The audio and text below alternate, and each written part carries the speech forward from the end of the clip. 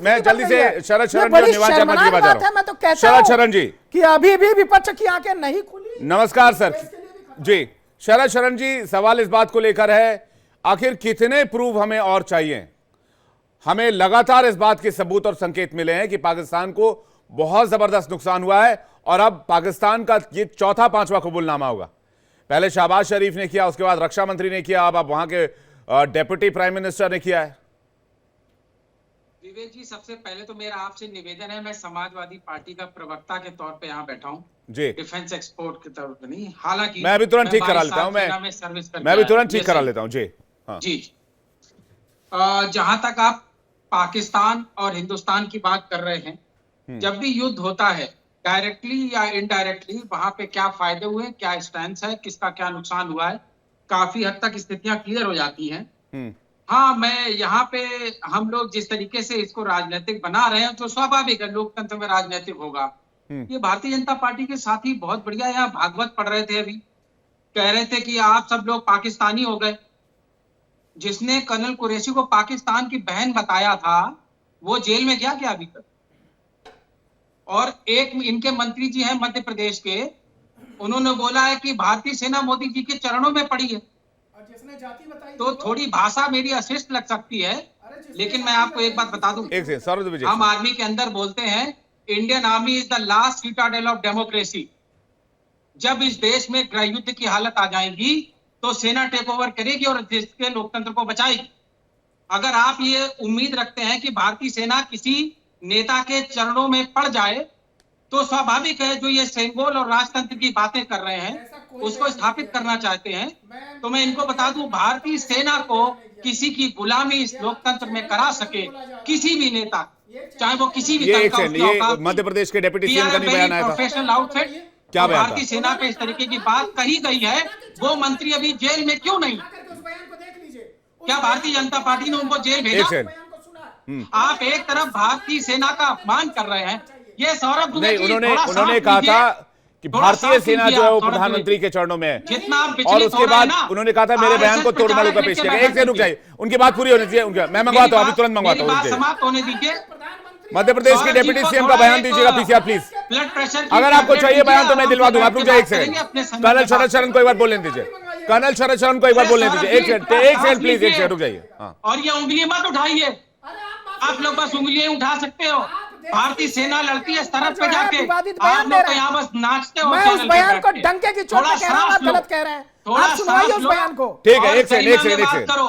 जब आपका नंबर आए तब अपनी बात कहिएगा। आप थोड़ा धीरे देख के टीवी पे बैठिए, वरना आप अपने बाथरूम में शीशे के आगे भाषण दिया करिए। अरे भैया सुनिए, अभी सुनिए, बात नहीं है। अरे बोलने दीजिए प्रभु। एक एक करके सौरभ द्विवेदी जी बात पूरी दीजिए। अरे भाई साहब बात पूरी होनी, निवास शर्मा काफी देर से वेट कर रहे हैं। सौरभ द्विवेदी एक सेकंड उनको पूरा करने दीजिए। चुप कराइए प्लीज, मैं ऐसे डिबेट नहीं करता। We should have some discipline here. अपने अपने टाइम पे बोलिए, I've got no problems, आप चाहे जो बोले। ठीक है, वो सवाल उन तक चला गया। ठीक है, उनका उन तक चला गया। बोलिए शरद शरण जी। अभी ये सौरभ दुबे जी की बात कर लेता हूँ। ये कह रहे थे कि हम अपने डिफेंस मिनिस्टर की मानेंगे, प्राइम मिनिस्टर की मानेंगे, सेना की मानेंगे, या यहाँ पे कांग्रेस और विपक्ष के प्रवक्ताओं की मानेंगे।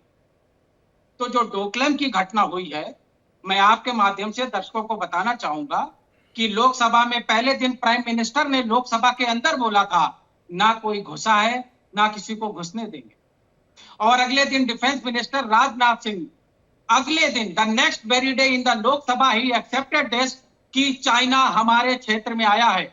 और मैं फौजी हूं तो मैं इनको बताना चाहूंगा कि 22 में से 7 पॉइंट पेट्रोलिंग पॉइंट अभी भी चाइना के कब्जे में है, और हम 23 बार वाइड कॉन्फ्रेंसेस कर चुके हैं चाइना के साथ, हम उसको वापस नहीं ले पाए। तो इनको बोलिए गांव में जाके भागवत सुनाएं। जो इस चैनल पे पढ़े लिखे लोग हैं वो इनकी स्थितियों को बहुत अच्छी तरह से जानते। अब हम वापस आ जाते हैं अमेरिका के मुद्दे। सीडीएस ने सिंगापुर में जो बयान दिया है वो दुर्भाग्य से बहुत गलत हुआ। हमारे देश के सीडीएस को देश के बाहर जाके किसी यूरोपियन या अमेरिकन मीडिया को पहली बात बयान नहीं देना चाहिए। दूसरा बात, जितने ऊंचे स्तर के वो अधिकारी हैं, बिना सरकार की अनुमति के और बिना सरकार के निर्देश के वो फॉरेन की किसी मीडिया को एड्रेस नहीं करेंगे। तीसरी बात, उन्होंने जब नुकसान की बात आई तो उन्होंने कहा ये इंपॉर्टेंट नहीं है कि नुकसान हुआ है, इंपॉर्टेंट ये है कि नुकसान होने के बाद हमने 24 घंटे और 48 घंटे में क्या करेक्टिव एक्शंस लिए हैं। तो मैं ये भी कहना चाहूंगा, नुकसान को एक्सेप्ट करने में कोई शर्म नहीं आनी चाहिए, क्योंकि युद्ध होगा तो हथियार बर्बाद होंगे, लोग मारे जाएंगे, हवाई जहाज गिरेंगे। अच्छा, रामगोपाल जी ने जो सेना के लिए जाति सूचक शब्दों का इस्तेमाल किया था, उस पर क्या कहेंगे? एक सवाल जल्दी से, निवान जी काफी देर से वेट कर रहे हैं। रामगोपाल जी ने सेना के लिए जाति सूचक शब्दों का इस्तेमाल किया, जिसके खिलाफ हमारे देश में बहुत सख्त कानून है। क्या समाजवादी पार्टी ने कोई कार्रवाई की? ये टॉपिक से इतर है, चूंकि आपने वो सवाल डाले तो मैं आपसे पूछ रहा हूं। विवेक जी, बहुत धीरे से मेरा जवाब सुनिए। मैं आपके पैनल पे सभी लोगों और देश की जनता को आपके माध्यम से बताना चाहूंगा, भारतीय सेना एकमात्र संगठन है पूरे हिंदुस्तान में जहां जाति के हिसाब से वैकेंसी निकल के जातिवार भर्ती होती है। बाकी सभी जगह पर जनरल। अब इसको थोड़ा क्लियर कीजिए। एक सेकंड, बीच में परेशान कर रहे हैं, इसको थोड़ा सा क्लियर कीजिए। आ जाने दीजिए, मैं आपके हर सवाल का जवाब। इसको थोड़ा क्लियर कीजिएगा। की भर्ती, ईडब्ल्यूएस की भर्ती, ओबीसी की भर्ती और एसटी एसटी की भर्ती संविधान के आरक्षण के तहत होती है, लेकिन भारतीय सेना में जाति के हिसाब से वैकेंसी निकली है। कितना यादव भर्ती होगा, कितना ब्राह्मण भर्ती होगा, कितना ठाकुर भर्ती होगा, इस तरह से वैकेंसी सिर्फ भारतीय सेना में निकलती है। रामगोपाल जी ने सिर्फ ये सवाल पूछा था कि कर्नल कुरैशी सिर्फ मुसलमान होने के नाते अगर पाकिस्तान की बहन घोषित कर दी गई हैं, तो अगर मालूम होता कि डीजीएमओ साहब अहीर हैं तो उनको भी येद मुल्ला बोल दिया होता ना। नहीं, 2 रुपए उन्होंने व्योमिका सिंह को लेकर कहा था। नहीं, वो उन्होंने दूसरे शब्द का इस्तेमाल किया था जो टेलीविजन पर नहीं कर सकते। और जो बात आपने कही है कि भाई जाति के हिसाब से हायरिंग होती है, मैं निवान शर्मा जी के पास आ रहा हूँ, उसके बाद मैं शुभेंदु जी के पास आ रहा हूँ। उनपे भी सवाल उठा दिया गया होता। नहीं, अब बात देखिए, दिक्कत यही है कि बात घूम फिर के जो है वो सरहद की इस तरफ आ जाती है। दुश्मन हमारा पाकिस्तान है, उन्होंने देश की एक्चुअल हालात। और कर्नल साहब, शरद जी बुरा मत मानिएगा, लेकिन पाकिस्तान के सवालों को ही इस देश में पूछा गया। कितने फाइटर जेट मार गिराए गए पाकिस्तान ने? काम ने 5 मार गिराए। निवान शर्मा जी कुछ कहना चाह रहे हैं? बहुत देर से वेट करें निवान शर्मा जी, उसके बाद बाकी मेहमानों को चाह रहा हूं। निवान शर्मा जी, देखिए, मैं बहुत धैर्य से सुन रहा था और मेरा ये मानना है कि जब हमारी नेशनल सिक्योरिटी और हमारे देश की बात आती है तो पार्टीबाजी बहुत छोटी रह जाती है, कोई भी नेता बहुत छोटा रह जाता है। सबसे ऊपर होता है हमारे देश की सेना और हमारा राष्ट्रीय का जो हमारा एक नेशनल फीलिंग है वो सबसे ऊपर होती है। हमारा ये मानना है, हम इस मुद्दे में कतई ही राजनीति नहीं करना चाहते, लेकिन एक बहुत दुर्भाग्यपूर्ण है कि जिस तरह से ये दोनों बीजेपी और कांग्रेस इसको राजनीतिक मुद्दा और राजनीतिक रोटियां सेकने की कोशिश कर रही है, हम इसमें भागीदारी नहीं करना चाहते। हमारा ये स्पष्ट ये कहना है कि ऐसा कोई भी सवाल इस समय नहीं होना चाहिए, चाहे सत्ता से हो चाहे किसी भी चीज से हो, जिससे सेना का मनोबल टूटे। अगर ये पूछा जाता है कि कितने जहाज गिरे ये बताएं, तो इससे क्या फायदा होने वाला है हमारे देश का? हमारे देश का तो कोई फायदा नहीं होने वाला, इससे पाकिस्तान का फायदा होगा, उनका मनोबल बढ़ेगा कि हमने इतने जहाज गिरा दिए। मुझे लगता है ऐसा कोई भी सवाल नहीं होना चाहिए इस समय सभी को जो है वो देश के साथ खड़े होना चाहिए, सत्ता में जो भी पार्टी है उसके साथ खड़े होना चाहिए। दूसरी बात, जो स्पष्ट सवाल हमारा है, हम अभी भी उस सवाल पे हैं कि जो पहलगाम में आतंकवादी हमला हुआ उसमें आतंकवादी कहां हैं, वो पकड़े क्यों नहीं गए, और वो 250 किलोमीटर अंदर घुस के आके उन्होंने हमारी बेटियों का सिंदूर कैसे उजाड़ दिया? ये हमारा सत्ता से सवाल है, क्योंकि इसमें होम मिनिस्ट्री का फेलियर है। दूसरा हमारा ये सवाल है कि होम मिनिस्ट्री का फेलियर है तो होम मिनिस्टर साहब पे अभी तक कार्रवाई क्यों नहीं की गई? क्या किसी की हिम्मत नहीं है देश में कि होम मिनिस्टर पे कार्रवाई कर पाए जब इतनी बड़ी जो है फेलियर हो गया पहलगाम में? दूसरा हमारा जो सवाल है वो ये है कि जब हमारा फॉरेन मिनिस्ट्री को जो उस लेवल पर एक्ट करना चाहिए था कि सारे देशों को एक साथ लाना चाहिए था, पाकिस्तान को हमारी सेना घुटने पर ले आई थी, हमें उसको डिप्लोमेसी के जरिए भी पाकिस्तान को और दबाना चाहिए था, और हमारे जो हमने मनवाना चाहते हैं, जो हमारी नेगोशिएशंस होना चाहती थी, वो उसको और एफिशिएंटली उसको इंप्लीमेंट करना चाहिए। तो हमारी फॉरेन मिनिस्ट्री टोटली फेल हुई। 150 देशों के अंदर हमारे माननीय प्रधानमंत्री जी घूम के आए बिना फॉरेन मिनिस्ट्री के, बिना किसी को साथ लिए अकेले घूम के आए, और आज जब नेगोशिएशंस की और जिसकी जरूरत थी तो कोई देश हमारे साथ में नहीं खड़ा था। छोटे छोटे देश जो है वो निकल के नहीं बोलने हैं कि हम भारत के साथ खड़े हैं।